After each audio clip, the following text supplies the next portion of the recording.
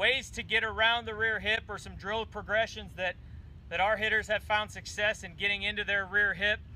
One of the first ways we introduce it is with the Tony Batista drill.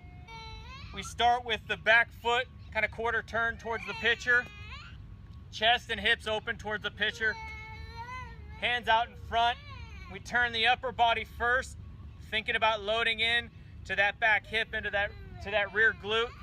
Turn the hands here, and then we let that stride foot come and help us load into that rear hip. When we get back to square, the regular hitting position for most hitters, we'll still have that back foot turned in a little bit so they can feel that tension on the back hip here. We will also move it out and have them let their knee, their rear leg externally rotate and feel some of that pressure on the rear leg as well. But this one, what I call dip into the hip. So when they're loading into this rear hip, they're thinking about dipping into the rear hip with their upper body, dip into the rear hip.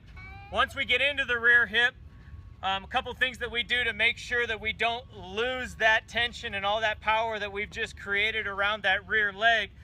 We talk about like a pitcher slide step. So once we're loaded into that rear hip, thinking about, instead of really picking this back leg up and letting our body drift, thinking about keeping that tension and this front leg like a pitcher slide step with the fast runner on first base.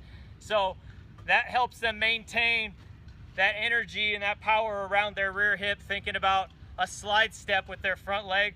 We also do the Nelson Cruz drill, where we'll do a toe tap forward, get into that rear hip.